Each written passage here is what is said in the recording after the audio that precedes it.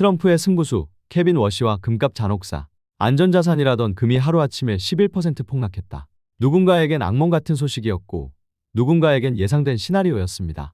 2025년 1월 도널드 트럼프가 차기 연준 의장으로 케빈 워시를 지명한 바로 그날 글로벌 금융시장은 요동쳤습니다. 모두가 금리 인하를 외치던 시대에 긴축의 수호자로 불리던 남자가 연준의 수장 후보로 떠올랐습니다. 아이러니하게도 트럼프는 늘 금리를 내려라 고 연준을 압박해왔던 대통령입니다. 그런 그가 왜 긴축 성향으로 알려진 인물을 택했을까요? 그리고 시장은 왜 이토록 극렬하게 반응했을까요? 이 글은 한 남자의 지명이 불러온 금융시장의 지각 변동 그리고 그 이면에 숨겨진 트럼프의 계산에 관한 이야기입니다. 금값 폭락의 진실 그리고 앞으로 펼쳐질 연준과 백악관의 줄다리기를 함께 살펴보겠습니다. 2025년 1월 도널드 트럼프는 자신의 소셜미디어 플랫폼을 통해 전격적으로 발표했습니다. 케빈 워시를 차기 연준 의장으로 지명한다. 그는 위대한 의장이 될 것이다. 짧지만 강렬한 메시지였습니다. 제롬 파월의 임기는 2026년 5월까지 남아있었지만 트럼프는 이미 차기 주자를 못 박아버린 겁니다. 시장은 즉각 반응했습니다. 달러 인덱스가 급등했고 국채 금리는 요동쳤습니다. 무엇보다 놀라운 건 금값의 반응이었습니다. 케빈 워시. 이름만으로는 대중에게 낯선 인물이지만 월가에서는 이미 검증된 엘리트 중의 엘리트입니다. 하버드 로스쿨 출신, 모건 스탠리 출신, 그리고 조지 W. 부시 행정부에서 백악관 경제정책 보좌관을 지낸 화려한 이력의 소유자입니다. 하지만 그를 진짜 특별하게 만드는 건 따로 있습니다. 2008년 금융위기 당시 연준 이사로서 벤 버냉키와 함께 위기 대응에 최전선에 섰던 경험입니다. 그때 그가 보여준 통찰력과 결단력은 지금도 월가에서 회자됩니다. 트럼프는 왜 그를 선택했을까요? 표면적으로는 경제를 살리기 위해 라고 말합니다. 하지만 시장은 다른 신호를 읽어냈습니다. 워시가 과거 양적 완화에 비판적이었다는 점, 인플레이션 억제를 최우선 과제로 봤다는 점을 기억하고 있었으니까요. 그렇다면 금리 인하를 그토록 원했던 트럼프가 왜 긴축 성향의 인물을 택한 걸까요? 이 질문에 대한 답은 시장의 폭락 속에 숨어 있었습니다. 케빈 워시의 커리어에서 가장 눈부신 순간은 2006년입니다. 당시 35세라는 전무후무한 나이로 연방준비제도 이사회 이사로 임명됐습니다. 미국 중앙은행 역사상 최연소 기록이었습니다. 젊은 나이였지만 그의 역량은 의심의 여지가 없었습니다. 2008년 금융위기가 터졌을 때 워시는 벤 버냉키 의장의 최측근으로서 위기 대응에 핵심적인 역할을 했습니다. 리먼 브라더스 파산, AIG 구제금융, 베어스턴스 처리 등 역사적 결정의 순간마다 그가 있었습니다. 하지만 흥미로운 건 그 이후입니다. 2011년 연준을 떠난 워시는 스탠퍼드 대학교 후보연구소 연구원이 되었고 동시에 여러 기업의 이사직을 맡았습니다. 그중 하나가 바로 한국인들에게 친숙한 이름, 쿠팡입니다. 쿠팡의 사회이사로 활동하면서 워시는 한국 경제를 가까이서 관찰했습니다. 이커머스의 폭발적 성장, 물류혁명, 그리고 한국 특유의 빠른 소비 트렌드까지. 이런 경험이 그에게 글로벌 경제 흐름에 대한 독특한 시각을 제공했을 것입니다. 한국과의 인연은 여기서 끝나지 않습니다. 워시는 과거 여러 강연에서 한국의 통화정책, 특히 한국은행의 인플레이션 대응 방식을 긍정적으로 평가한 바 있습니다. 작은 개방경제가 어떻게 통화정책의 독립성을 유지하면서도 글로벌 충격에 대응하는가에 대한 그의 관심은 학계에서도 주목받았습니다. 이제 그 35세 천재는 50대 중반의 노련한 전문가가 되어 돌아왔습니다. 하지만 시장이 두려워하는 건 그의 나이가 아니라 그의 신념입니다. 과연 그 신념이 무엇인지 다음 장에서 확인하게 됩니다. 2025년 1월 24일 금융시장에 충격파가 몰아쳤습니다. 트럼프의 발표가 나간 직후 국제 금시세는 온스당 2,800달러에서 2,490달러로 11% 급락했습니다. 단 하루 만에 일어난 일입니다. 더 처참한 건 은값이었습니다. 온스당 33달러에서 23달러로 무려 30% 가까이 폭락했습니다. 가난한 자들의 금이라 불리는 은은 금보다 훨씬 더 큰 충격을 받았습니다. 변동성이 크다는 건 알았지만 이 정도일 줄은 아무도 몰랐습니다. 한국 투자자들도 직격탄을 맞았습니다. KRX 금시장에서 거래되는 금 현물 가격은 그람당 12만 원선이 무너졌고 금 관련 ETF들은 일제히 하한가를 기록했습니다. 한국거래소는 금 선물 거래에 일시적으로 사이드카를 발동해야 했습니다. 왜 이런 일이 벌어진 걸까요? 금은 전통적으로 안전자산입니다. 경기 불확실성이 커지면 오르고 달러가 약세면 오르고 지정학적 리스크가 커져도 오르는 게 금입니다. 그런데 연준 의장 후보 지명이라는 언뜻 금에 직접적 영향이 없어 보이는 뉴스에 왜 이토록 격렬하게 반응한 걸까요? 답은 금리와 달러에 있습니다. 케빈 워시가 의장이 되면 금리 인하 속도가 늦춰질 것이라는 예상이 시장을 지배했습니다. 금리가 높으면 금을 보유하는 기회비용이 커집니다. 금은 이자를 주지 않으니까요. 동시에 달러가 강세를 보이면 달러로 표시되는 금값은 상대적으로 하락합니다. 결국 워시 지명 이꼬르 매파정 연준 이꼬르 금리 인하 지연 이꼬르 달러 강세 이꼬르 금값 하락이라는 도미노가 단 몇 시간 만에 완성된 겁니다. 투자자들은 패닉에 빠졌고 금 ETF에서는 하루에 수십억 달러가 빠져나갔습니다. 하지만 정말 케빈 워시는 매파일까요? 그의 과거 발언과 정책 성향을 들여다보면 생각보다 복잡한 그림이 나타납니다. 케빈 워시를 이해하려면 2010년으로 돌아가야 합니다. 당시 연준 이사였던 그는 벤 버냉키 의장이 주도하는 2차 양적 완화에 공개적으로 반대했습니다. 월스트리트 저널에 기고한 칼럼에서 그는 이렇게 썼습니다. 중앙은행이 돈을 찍어내는 것만으로 경제를 살릴 수는 없다. 진짜 필요한 건 구조개혁이다. 이 발언은 그를 매파의 아이콘으로 만들었습니다. 실제로 워시는 인플레이션에 대해 누구보다 경계심이 강했습니다. 2011년 연준을 떠날 때도 중앙은행이 정치적 압박에 굴복해서는 안 된다. 몇 독립성을 강조했습니다. 그런데 재밌는 건 트럼프의 발언입니다. 지명을 발표하면서 트럼프는 케빈은 금리를 내리고 싶어 한다. 고 말했습니다. 매파로 알려진 인물을 지명하면서 비둘기파적 발언을 한 겁니다. 이게 무슨 모순일까요? 실은 워시의 입장이 단순히 매파로만 정리되지 않습니다. 그는 양적 완화에는 비판적이었지만 경기 침체 시 금리 인하 자체를 반대한 적은 없습니다. 오히려 적절한 타이밍에 적절한 수단을 쓰라 는 게 그의 일관된 메시지였습니다. 2008년 금융위기 때 워시는 연준의 공격적인 금리 인하를 지지했습니다. 기준금리를 5.25%에서 0%대로 낮추는데 찬성표를 던졌습니다. 하지만 위기가 진정된 이후 무분별한 유동성 공급은 반대했던 겁니다. 그렇다면 2026년 상황은 어떨까요? 인플레이션은 여전히 목표치인 2%를 웃돌고 있습니다. 노동시장은 견고합니다. 이런 상황에서 워시가 급격한 금리 인하를 밀어붙일 가능성은 낮아 보입니다. 시장은 이미 계산을 끝냈습니다. 워시 이꼬르 신중한 금리 인하 이꼬르 달러 강세 유지 라는 공식이 확고해졌고 그 결과가 금값 11% 폭락이었습니다. 하지만 진짜 드라마는 이제부터 시작입니다. 지명 발표 다음 날 백악관 기자회견장 한 기자가 날카로운 질문을 던졌습니다. 대통령님, 케빈 워시로부터 금리 인하 약속을 받으셨습니까?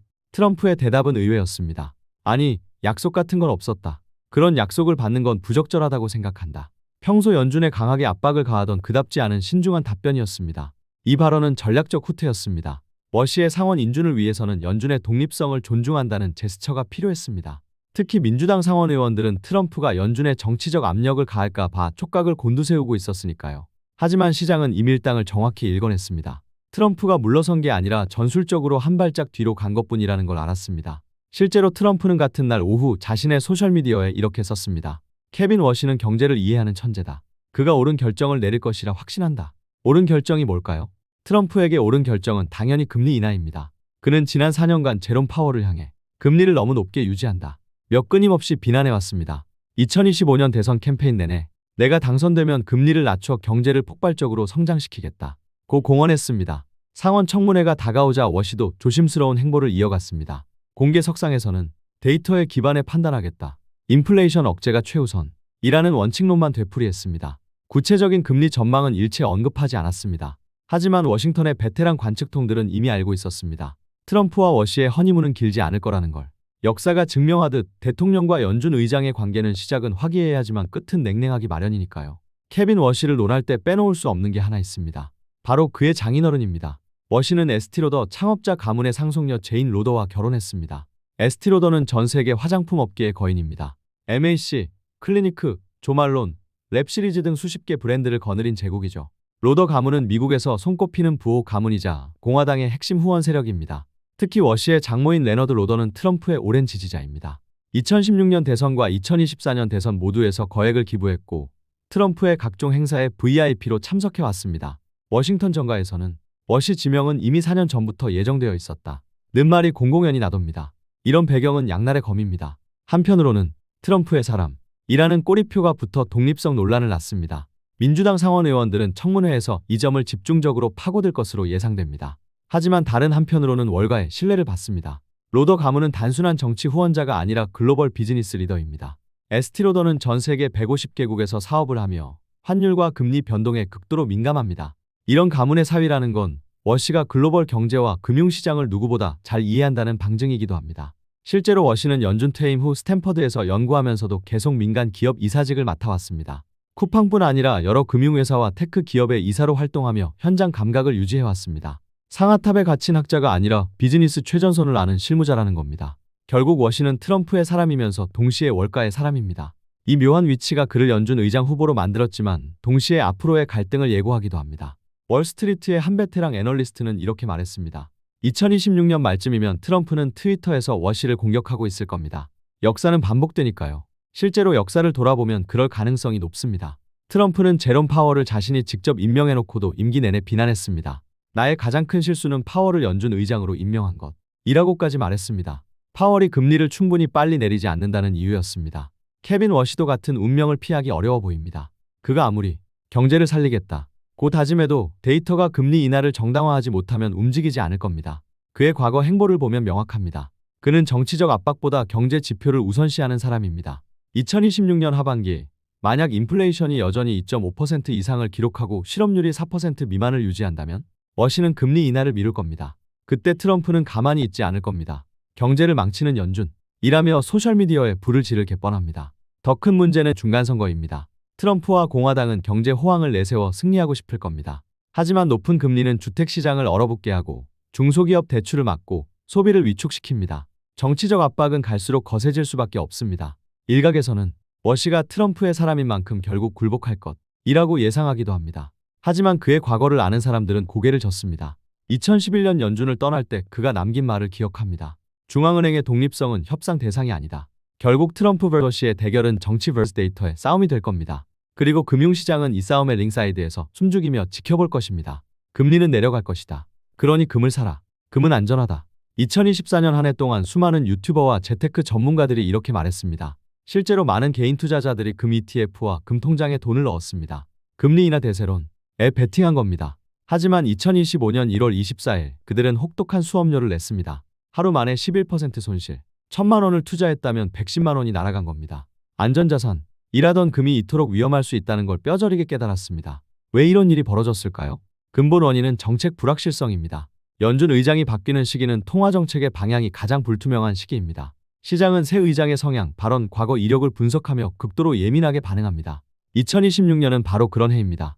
5월에 파월의 임기가 끝나고 워시가 공식 취임하면 모든 게 백지 상태가 됩니다. 금리 인하 속도는? 양적 긴축 정책은 계속될까? 인플레이션 목표치는 유지될까? 아무도 확신할 수 없습니다. 이런 불확실성 속에서 금값은 요동칠 수밖에 없습니다. 금은 본질적으로 변동성이 큰 자산입니다. 특히 달러와 역의 상관관계를 가지기 때문에 연준 정책에 극도로 민감합니다. 안전자산이라는 이미지에 속아서는 안 됩니다. 전문가들은 입을 모아 말합니다. 2026년에 금 투자를 하려면 최소 30% 변동성을 감내할 준비를 해야 한다. 온스당 2,500달러에서 3,500달러까지 오르락내리락 할 수 있다는 겁니다. 그렇다면 개인 투자자는 어떻게 해야 할까요? 첫째, 금을 자산의 전부로 보지 말고 포트폴리오의 일부로 봐야 합니다. 전체 자산의 5에서 10% 정도를 금으로 보유하는 건 괜찮지만 30에서 40%를 몰빵하는 건 위험합니다. 둘째, 단기 투기가 아니라 장기 보험으로 접근해야 합니다. 금의 진짜 가치는 시스템 붕괴나 극단적 인플레이션 시나리오에서 빛을 발합니다. 1에서 2년 안에 수익을 내겠다는 생각으로 접근하면 실망하기 쉽습니다. 셋째, 워시의 발언과 연준 회의록을 꼼꼼히 살펴야 합니다. 그가 취임 후 첫 FOMC에서 어떤 톤으로 말하는지, 점도표를 어떻게 제시하는지가 금값의 향방을 결정할 겁니다. 케빈 워시의 등장은 금값 폭락을 불러왔지만 동시에 귀중한 교훈을 남겼습니다. 안전자산이라는 건 없다. 모든 자산은 정책 변화에 취약하다. 2026년 변동성의 시대가 시작됩니다. 준비된 자만이 살아남을 것입니다.